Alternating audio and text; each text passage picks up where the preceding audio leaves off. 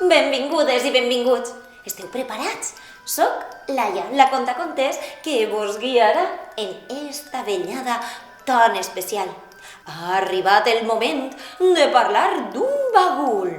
Un bagul que no és un bagul qualsevol, és una porta a altre món. I jo tinc la clau que l'obri. Voleu que l'obrim? Obri, obri! No, encara no. Algú va dir que hi ha portes que no han d'obrir-se perquè pots trobar coses que potser no t'agradaran. Heu de saber que hi ha mons molt diferents al nostre. Mons on es refugien altres éssers, criatures que van fugint de... Esta tonta vos está escagarruciant. Com que tonta? Tonta, tonta, tonta. A mi no em fas por. Segur? Estàs segur, Teo? Els xiquets i les xiquetes pensen que els monstres només ixen a la nit. I tenen tota la raó. Els monstres ixen de l'armari, de davant del llit, s'escapen per la finestra, entren en les habitacions dels menuts quan s'amaga el sol, repten per el cementiri. No m'espantaràs, no m'espantaràs. A mi no em fa por res. Aleshores, no voldràs saber l'origen del baül? No, dic, potser, igual sí. Ho vols saber, sí o no? Sí, ho vull saber, ho vull saber, ho vull saber! Aleshores, anem a contar la història de Nella i el professor anglès William Watson. William Watson. Això és William Watson. William Watson. Sí, William Watson. William Watson.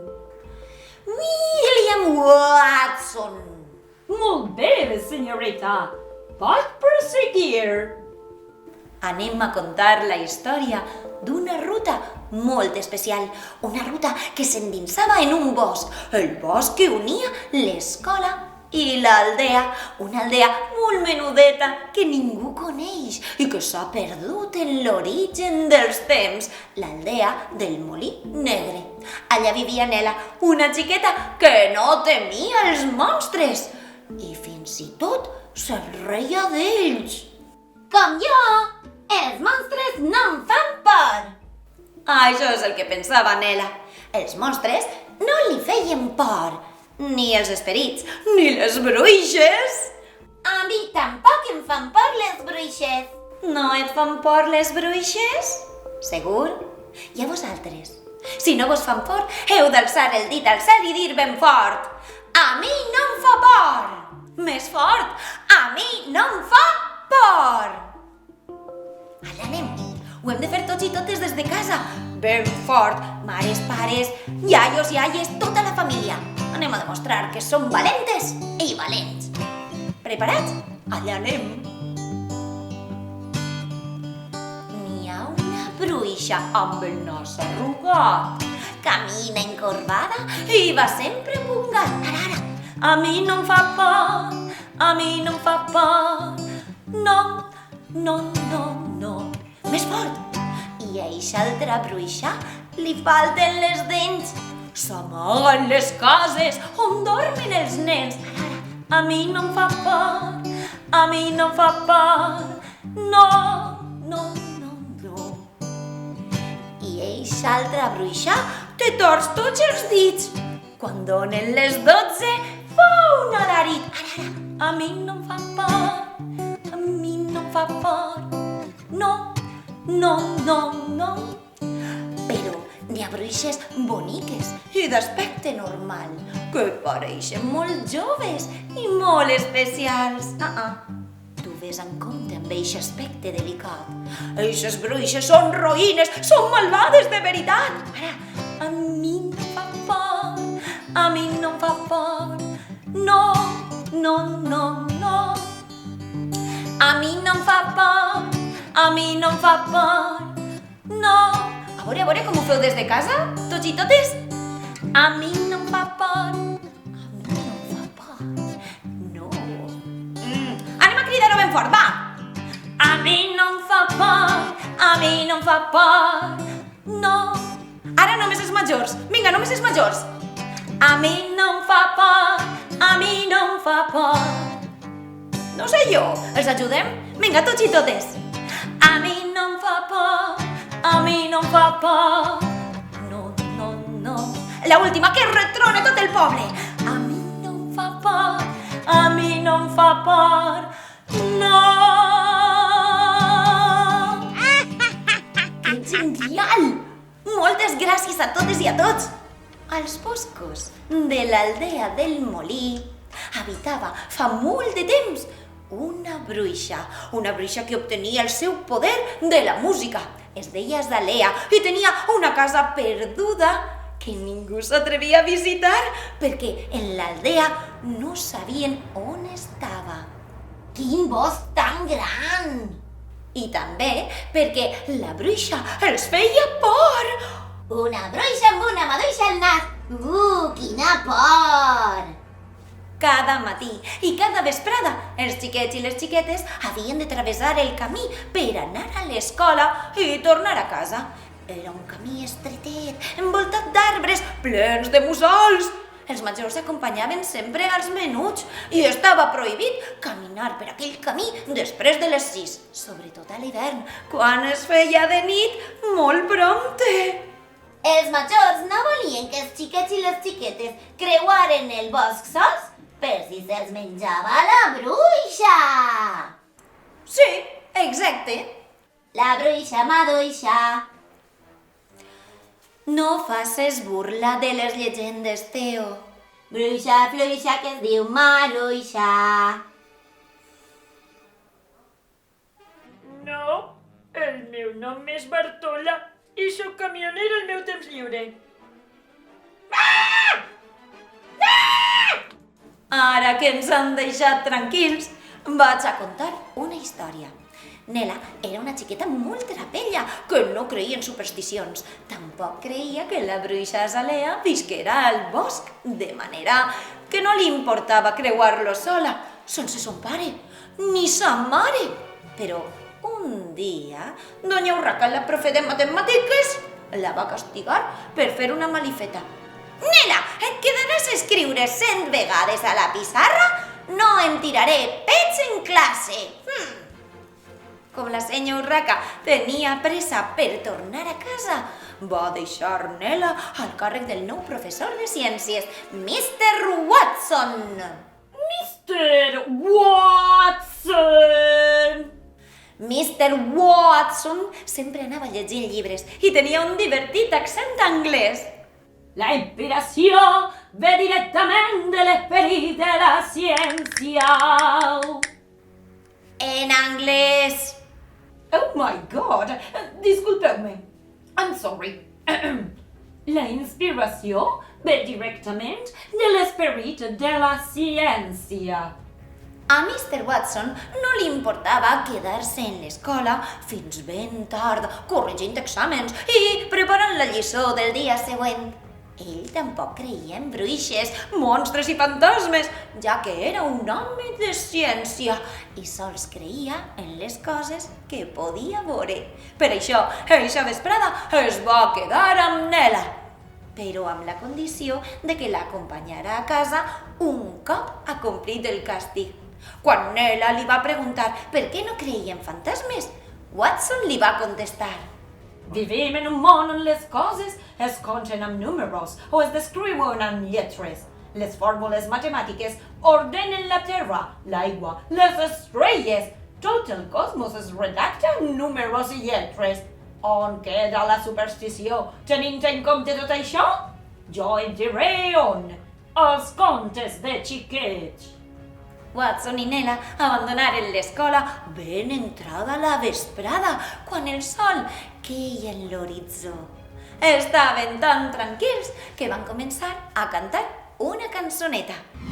Bufa la flamma, la foscor, bufa la flamma i fa calor. Bufa la flamma, bufa-la, i la foguera ballarà. Bufa la flamma, bufa el foc, juga al joc, conta la història. Perdràs tota la memòria si no trobes el valor. Contarem una llegenda, cantarem cançons i rimes. Ballarà el abuelo i l'abuela, escoltarem a les veïnes.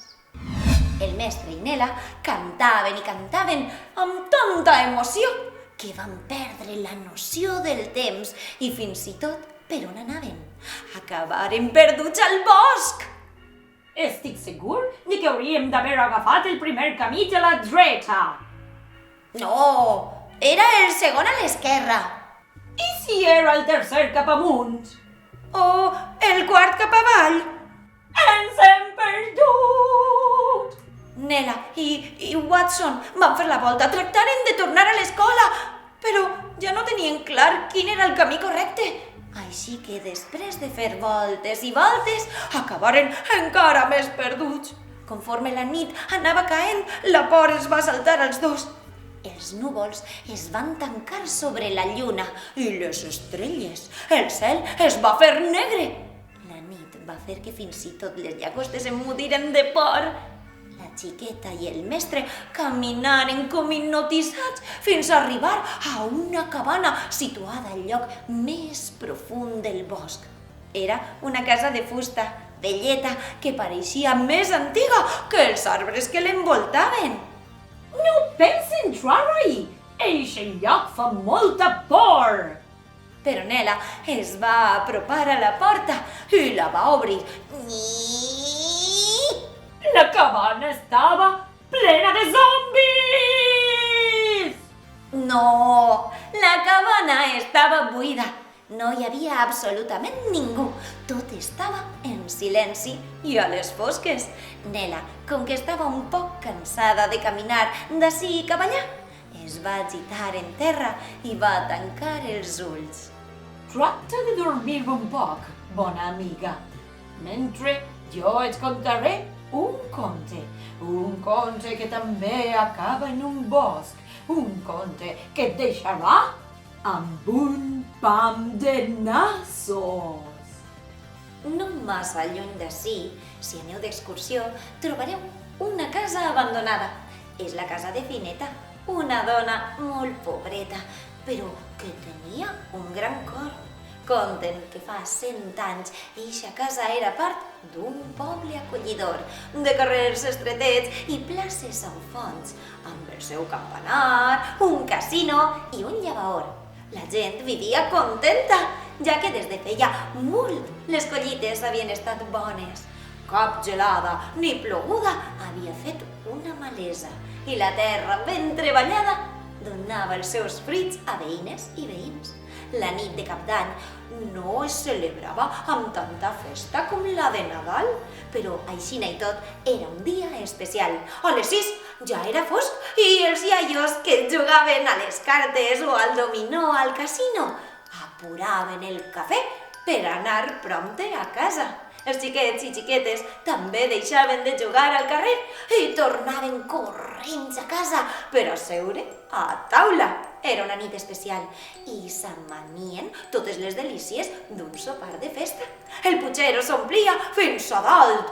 Als xiquets se'ls feia la boca aigua a mesura que la iaia ficava els ingredients a l'olla. Amb tot això esperant a casa, qui no tenia pressa per arribar prompte a sopar? Jo vos diré qui. Mario. Sa mare el cridava. Mario, a casa, que fa un fred de xuclar-se els dits. Però Mario no ho veia. Mario era un xiquet que creia saber-ho tot. Quan sa mare el renyia, Mario es feia el set ciències i responia amb paraules lletges que deixaven a sa mare en evidència. Quan la iaia li contava alguna cosa, Mario la tallava i acabava les frases d'ella. Mario, no has d'interrompre els majors, el renyaia la iaia, que és una mala costum dels pillets roïns. Calla, iaia! I tu què vas a saber? Que jo sóc molt intel·ligent. Seràs tan intel·ligent com vulguis, Mario, però més sap el dimoni per bé que per dimoni. I Mario aleshores se'n reia de la iaia. Mario reia de son pare, de sa mare, de la iaia, de la seva germaneta Marieta, dels seus amics, bé, dels poquets que tenia, perquè tots els xiquets i xiquetes li fugien per saberut. I fins i tot es reia del seu professor, don Bergancio Rigoberto Isósteles, considerat l'home més intel·ligent de la regió. Pallussos, gamarussos, sou tots curts de gambars menys jo. Mario, eixa nit, es va riure de sa mare i es va allunyar de casa. Mario acostumava a bambar per els carrers, a ficar el nas a les tendes, a explorar l'escola quan no hi havia cap xiquet ni cap professor, perquè a Mario li agradava ensumar ací i allà, clavar el nas en tots els llocs. Mario ensumava tant i tan bé que sa mare li deia que tenia una estrella al nas.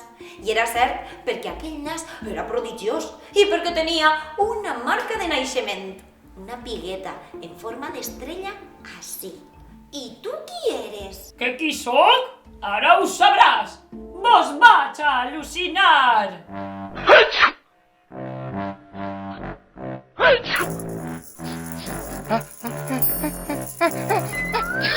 Soc l'home dels nassos, un nas ací i un nas allà.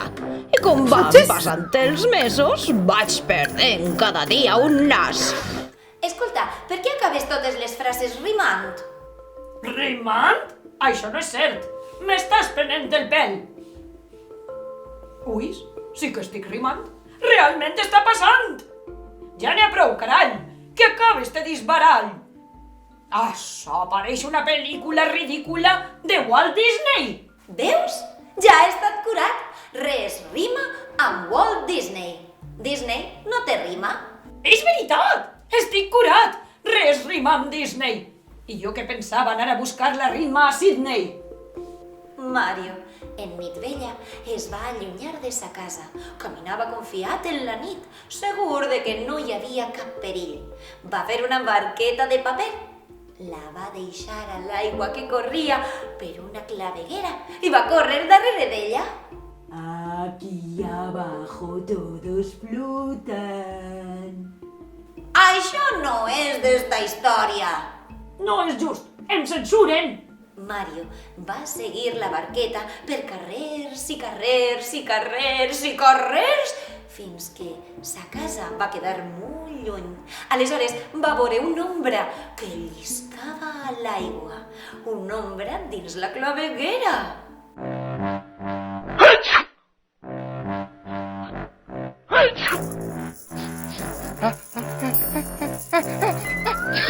Soc l'home dels nassos, un nas ací i un nas allà.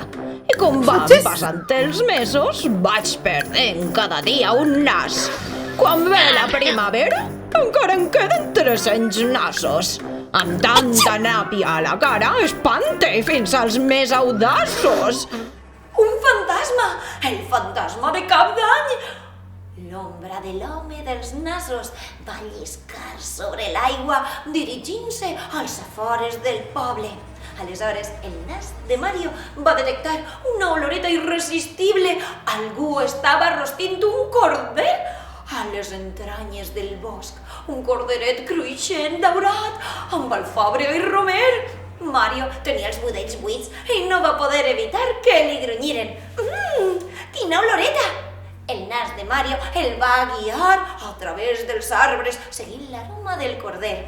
I junt a aquell aroma sonaven els compassos de la cançó que havia escoltat abans. Quan arriba l'estiu, encara en queden la meitat. I si m'escabusse al riu, se m'ompli d'aigua cada nas. Quan arriba la tardor, només me'n queden 60. Quasi puc tapar-los tots amb la gorra i la bufanda. Mario s'endinsava al bosc més i més, sense donar importància a les advertències que solia fer sa mare.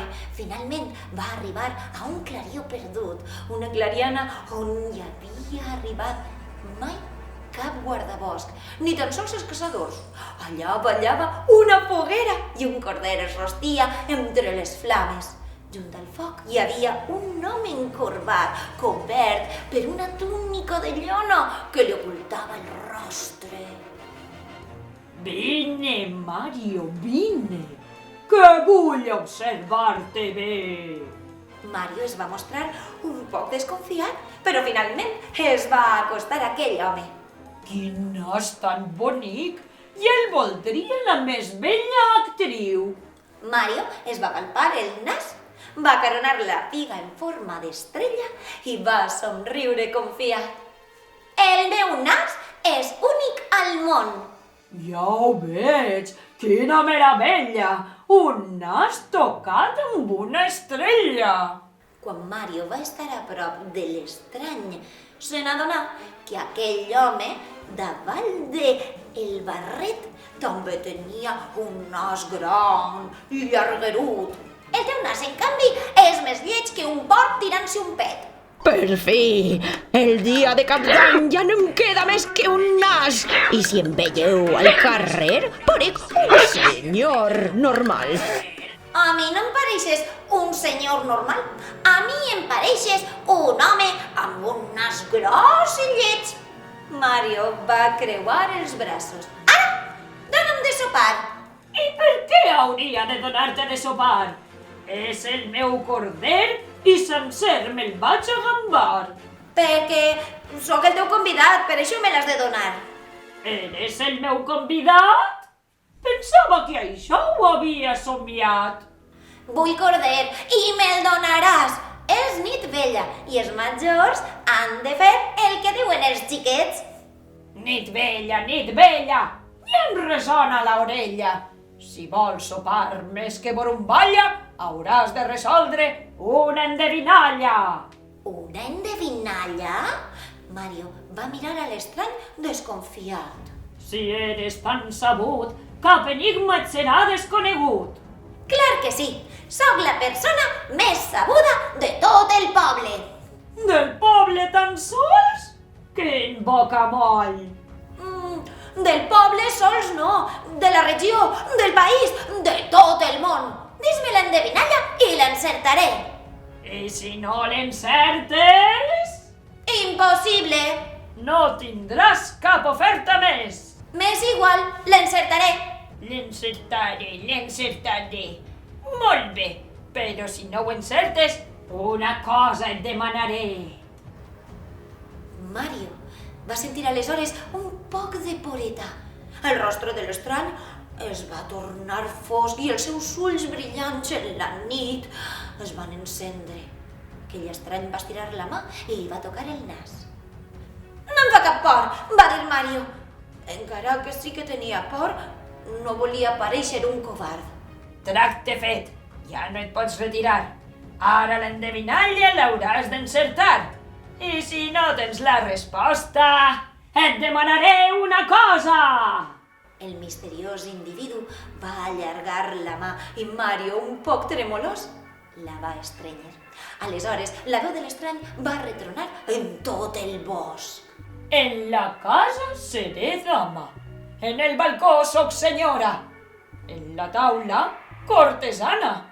I al camp, llauradora. I sabeu què va passar? Res, no va passar res.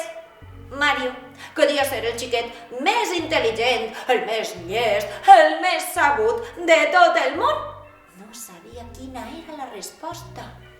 L'aigua és la resposta. Si hagueres dit aigua al moment, ara estaries ballant de content.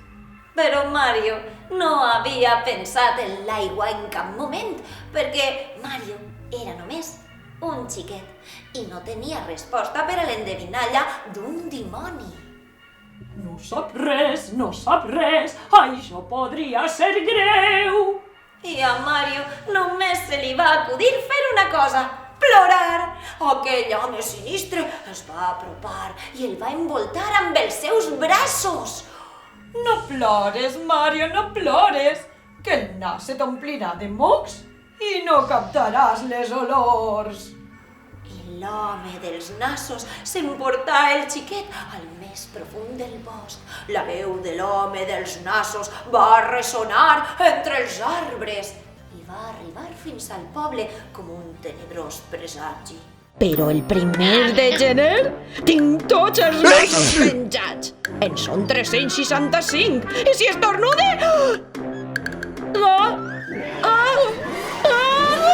Atxim! Eixireu tots embolats. Al dia següent, el primer dia de l'any, un misteriós individu va eixir de l'hostal i va prendre rumb cap al camí que s'allunyava del poble. Portava una gabardina i un barret ample que li ocultava el rostre. Molt pocs van reparar en ell. Tots anaven buscant a Mario. Mario! Cridaven veïns i veïnes. On t'has clavat, Mario?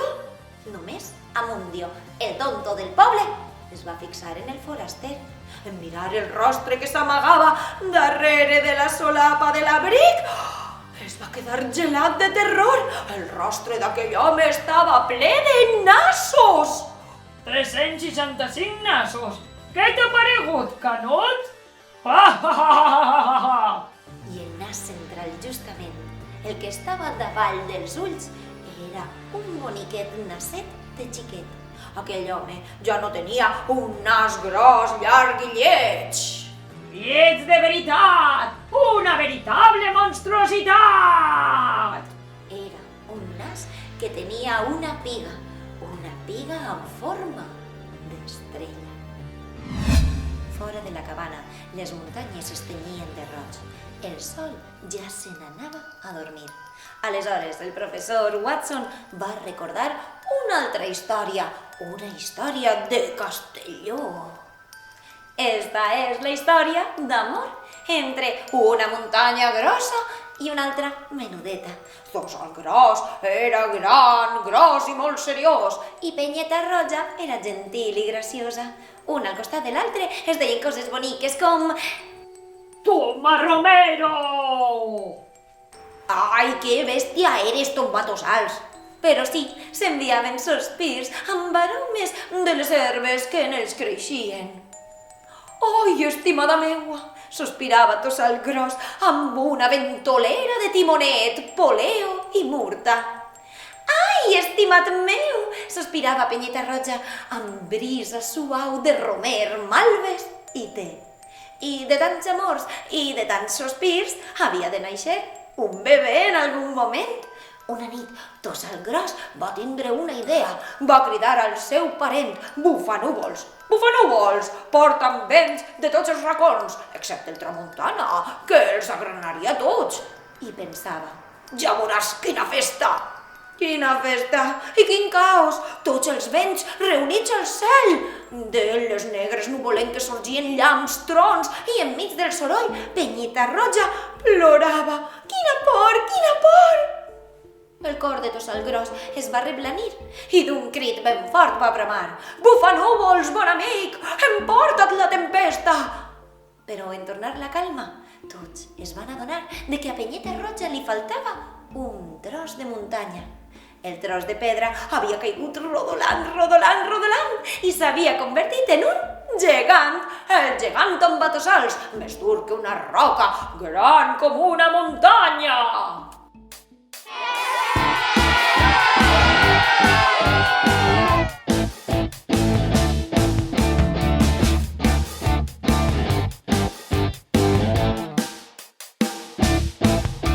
El rei barbut tot ho ha perdut i ara ja no és rei de res. Però un gegant Tombatossals i els seus amics lluitaran per ell.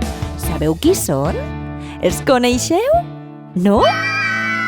Caguem-me, bufanúvols, arranca pins i traga pinyols. Són els herois de Castelló i es mereixen una cançó.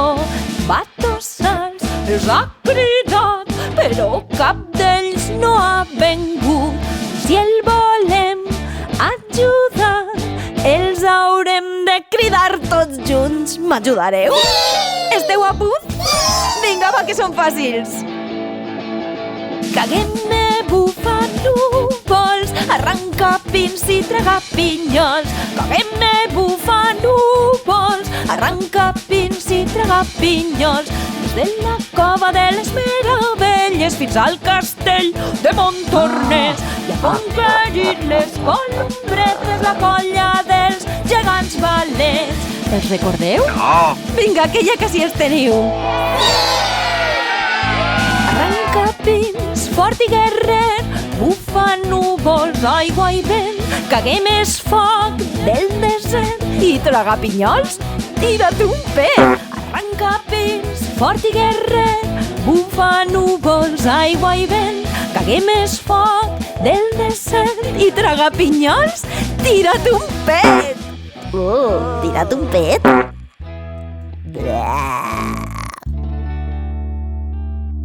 Ara ja sí que sí, s'havia fet de nit i la cabana on estaven Nella i el professor Watson va quedar a les fosques. Quina soneta m'està entrant també a mi.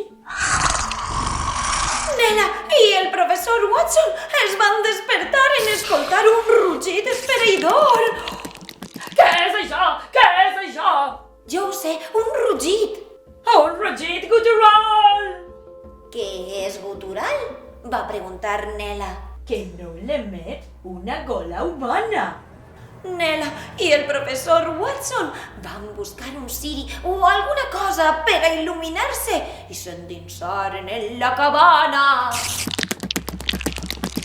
Al fons del corredor hi havia una porteta que en obrir-la conduïa a una escala.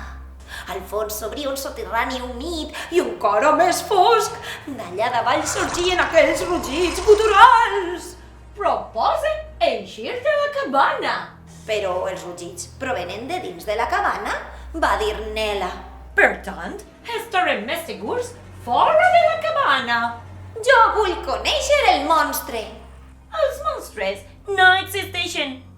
Aleshores, per què hem d'eixir de la cabana? Nella i el professor Watson baixaren al soterrani i allà, entre teranines, pols i rates, van trobar el baúl, un baúl antic, tancat amb clau. Alguna cosa es va moure entre les ombres. Nella i el professor Watson es van girar i...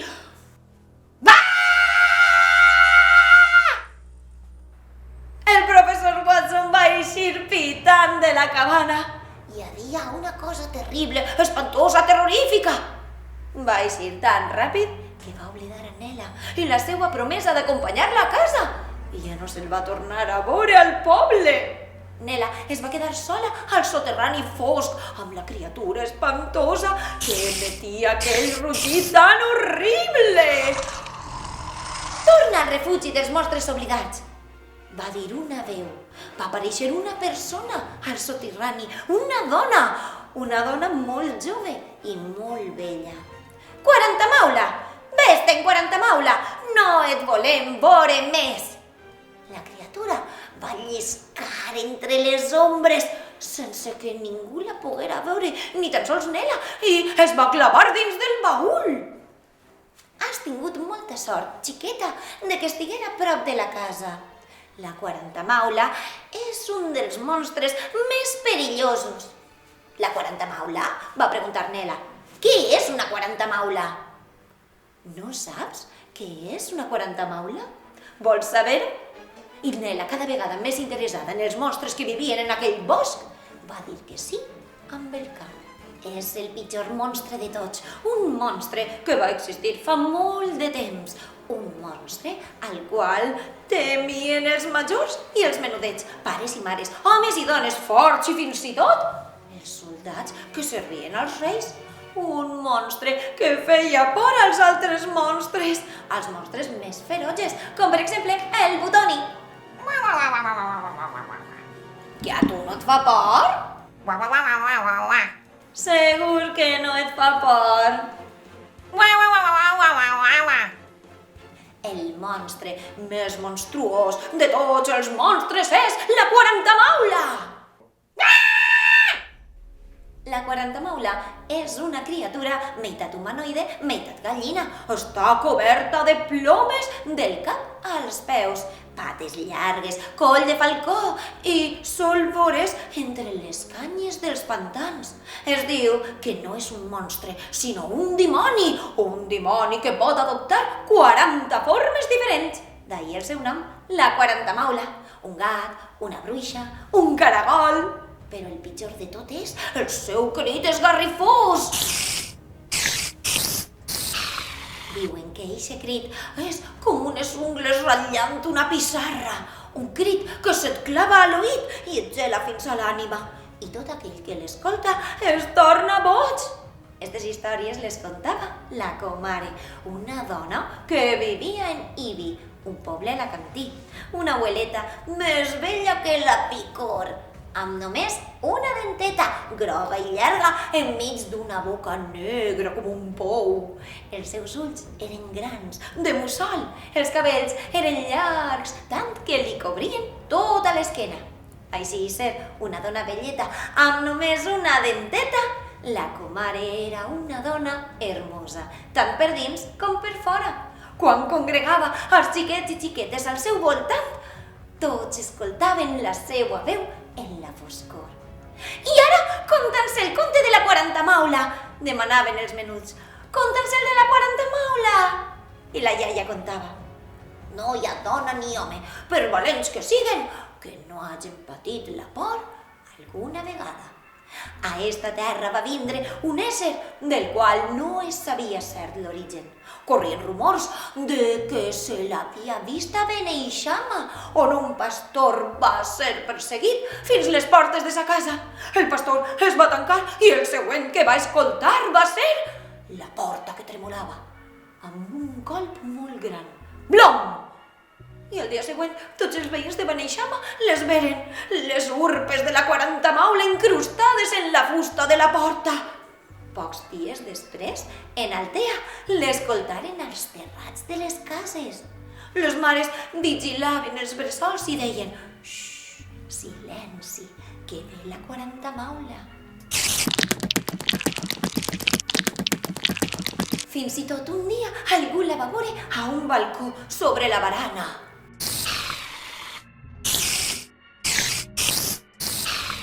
Ulls rojos, plomes daurades i negres com el sol i la nit i una mirada tan torba que podia congelar el cor.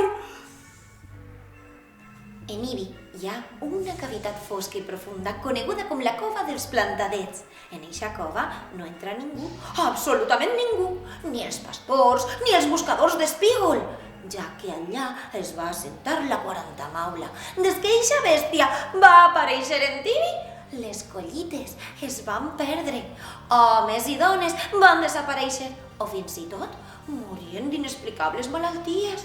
Les dones perdien els bebès al ventre i els nounats deixaven de mamar i es quedaven en els ossos. Xxxt, silenci, que ve la quarantamaula. Anem a dir-ho tots i totes. Xxxt, silenci, que ve la quarantamaula. Xxxt, silenci, que ve la quarantamaula. I tant parlaven de la quarantamaula en Ibi, que la criatura va abandonar la cova i va començar a rondar el poble. La veien moure's entre les ombres com una figura fugaç que observava a tot aquell que caminava distret. El tio Pep, el pare del forner, va desaparèixer una nit sense lluna i ja no el van tornar a veure. A la tia Filomena, la sogra de l'alcalde, se l'emportà quan venia de la farmàcia amb les medicines. I Encarnita, la filla dels mestres. Oi, Encarnita la va atacar en caure el sol. I és que a Encarnita li agradava llegir. Passava les vesprades a la biblioteca del poble llegint llibres de Julio Verne. Encarnita, vés-te'n ja, li deia la bibliotecària, o la quarantamaula t'atraparà i se t'endurà. A mi no em fa por la quarantamaula. La quarantamaula és un conte de vellers. Hauries d'aprendre a tindre por i a respectar els monstres i els majors. Però Encarnita venia d'una família de ciències i totes aquestes supersticions no anaven amb ella. Eixe dia Encarnita va perdre la noció del temps mentre llegia Viatge al centre de la Terra. Estava acabant el llibre i no el va poder deixar fins a arribar a l'última pàgina. Abans d'anar-se la bibliotecària, li va dir: Silenci, que ve la 40 maula. Que vinga, que la saludaré i després li diré adeu. Encarnita, desobeint els consells de la bibliotecària, va tornar a casa xiulant: que ve la 40 maula, que ve la 40 maula. Però en passar per davant del graner del tio Gaspar, un lloc abandonat, fosc i silenciós, es va escoltar com s'arrossegaven uns peus, un xiu-xiueig, un murmuri, i uns ulls es van encendre en la foscor. Encarnita va quedar paralitzada. Una ombra, el doble d'alta que ella, es va alçar en l'interior del graner. La nit es va trencar amb un crit. Encarnita va tirar a córrer i a córrer i a córrer, sense mirar enrere, com se'n penedia ara d'haver fet burla de la 40 maula. Fuig, fuig, deixa'm en pau! Però les garres de la 40 maula sonaven darrere d'ella, arrapant l'aire, trencant la nit. Fuig, fuig, deixa'm en pau! La 40 maula va estirar les garres, les va llançar sobre Encarnita i se la va emportar.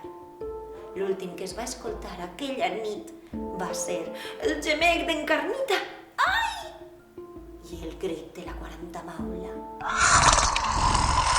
Des d'eixe dia, el poble es va convertir en un lloc fantasma. Els veïns, després de tantes desaparicions i morts, ja no s'atrevien a eixir de casa. La majoria atrancava les portes i les finestres i es quedava tremolant davall del llit. Els xiquets no anaven a l'escola. Els pastors no treien les cabres a pasturar. I els guàrdies es quedaven al quartell, perquè fins i tot ells tenien por d'aquell monstre indestructible. Tots tenien por de la 40 maula. Una nit arribà al poble un jovenet que es deia Morenito.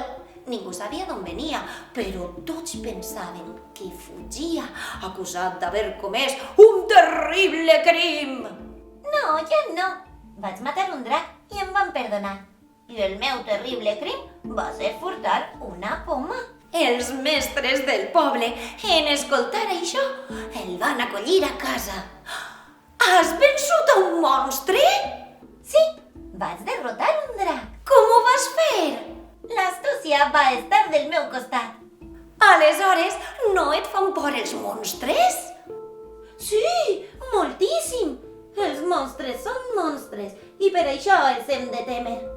Els dos mestres van parlar entre ells i finalment es van plantar davant de Morenito i li van dir: si eres un matadracs, aleshores pots fer una cosa molt important per nosaltres. Veuràs, a la nostra filla Encarnita se l'ha emportada un ésser infame, la 40 maula. Es converteix en tot allò que fa por a la gent. Una rata penada, un ogre, un drac. Jo no vull saber res de dracs. Has d'ajudar-la. La 40 maula se l'ha emportada a la cova dels plantadets, molt a prop del poble. Potser ja ni tan sols viu. La professora, la mare d'Encarnita, no va poder acabar la frase. El plor la va fer emmudir. Morenito no sabia què dir. No coneixia aquella gent, no coneixia aquell poble, ni tan sols coneixia Encarnita. Però com girar-los l'esquena? Morenito va acceptar ajudar-los amb una simple condició: que li obriren la biblioteca. El dia següent, abans que començara a fer-se de nit, el xiquet es va tancar a la sala principal de la biblioteca i va obrir el primer llibre d'història i folklore valencià per a llegir i llegir i llegir. I va ser així com va aprendre tots els secrets de la perillosa 40 maula. Quan es va sentir llest, es va acomiadar dels mestres. Tingueu-me en les vostres oracions. Si la sort està del meu costat, tornaré amb la vostra filla. Però si no... Morenito va deixar enrere la plaça, les cases més altes del poble i els afores. Al seu pas, les portes i les finestres s'obrien i un xiu-xiuet s'escoltava entre la boira de la nit. Ànim, Morenito.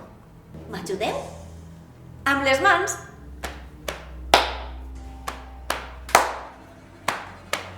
Vinga, anem a animar a Morenito, totes i tots. Hem de dir ben fort. Ànim, Morenito. Ànim, Morenito. A veure? Ànim, Morenito. Ànim, Morenito. Ànim, Morenito. Els xiu-xiuets de les bones gents del poble quedaren enrere. Morenito s'endinsà als camps, va pujar per els monts i entre les canyades profundes i aspres va trobar la cova dels plantadets. Morenito, que no es sentia a gust portant armes, es va endinsar en la fosca cavitat amb les mans buides, la por al cor i la ment plena de coneixement i saviesa popular. La cova, tal com li havien advertit els mestres, era profunda i humida. En alguns trams, Morenito havia de doblar l'esquena i caminar protegint-se el cap. Les rates penades volejaven i xisclaven al seu voltant. El soroll de les goteres resultava ensordidor. A banda d'això, tot era silenci. Un enorme silenci, fins que una veu tortuosa va arribar de la foscor. Pots gosen entrar als meus dominis. El cor de Morenito es va accelerar. Tot estava tan fosc que no podia veure la quarantamaula. Bebé, estos no són els teus dominis, va dir el xiquet. Són els dominis del poble d'Ibi. Este món ja no és vostre, sinó dels dimonis que vivim ací. En dir això, la quarantamaula es va convertir en un dimoni. Morenito es va espantar moltíssim, però va dir: a mi no em fan por els dimonis, jo tots els dies desdejune dimonis. Xiquet descregut, hi ha coses encara més horribles al món. Per exemple, un ogre! Morenito es va espantar encara més, però sols va dir: a mi no em fan por els ogres, jo cada dia veré ogres. Xiquet descarat, els monstres que viuen en esta cova són els més perillosos del planeta. Per exemple, una serp gegant. Morenito es va espantar tant que va estar a punt de pegar a córrer, però va dir: a mi no em fan por les serps, totes les nits sope allí pebre amb serp. La quarantamaula, esta vegada sí, estava enfurismadíssima i al límit de la seva paciència. I a tu què et fa por, xiquet? Morenito, que havia llegit molts llibres sobre la quarantamaula a la biblioteca, ara sabia quines eren les transformacions preferides d'aquella bèstia. Un gat, una bruixa i un caragol! M'aterroritzen els caragols! Una vegada vaig menjar una cassoleta de caragols en terol i em va agafar una indigestió tan gran, que durant una setmana vaig anar de llit al vàter, de llit al vàter, de llit al vàter. Estava amb cagarrines. La quarantamaula va viure victoriosa i es va transformar en un caragol. I ara què? M'he convertit en l'ésser més terrible, espantós, aterrador sobre la faç de la terra. I ara què faràs, Què faràs? Morenito va alçar el peu i va esclavar el caragol. Visca, Morenito, visca! Cridaven totes i tots quan Morenito va arribar a la plaça de l'Ajuntament. Els pares de la xiqueta, els mestres, van córrer a abraçar-la. I així va ser com la xicoteta encarnita va aprendre una valuosa lliçó. Que no hi ha home ni dona, per valent o valenta que siga, que no haja patit alguna vegada la por. Ni tan sols Morenito, el matadracs, i que la major arma del valor és precisament la por, ja que la por t'ajuda a ser prudent en les situacions més complicades. Encarnita, amb el temps, va aprendre una altra valuosa lliçó. Cal respectar els majors, ja que fins i tot ella va créixer i es va fer major i major i major i es va convertir en una iaia. Ui, tots els xiquets la volen, li diuen la comare. I cada vegada que la veuen li demanen que conte el relat de Morenito i la 40 maula. Aleshores la bona dona relata els seus dies d'infantesa i ensenya als menuts que la por es pot callar, es pot espantar, es pot silenciar, però mai s'ha de menysprear, ja que la por alguna vegada podria salvar-te la vida. La bruixa i la xiqueta es van fer amigues aquella nit. Azalea era la guardiana d'aquell baúl, un baúl molt especial, un baúl que no era un baúl, recordeu, sinó una porta. Al principi ho hem contat, es tracta d'una porta que du el refugi dels monstres oblidats. I qui són els monstres oblidats? Però encara no te n'has adonat? És que no has escoltat els contes? Sí, clar que sí.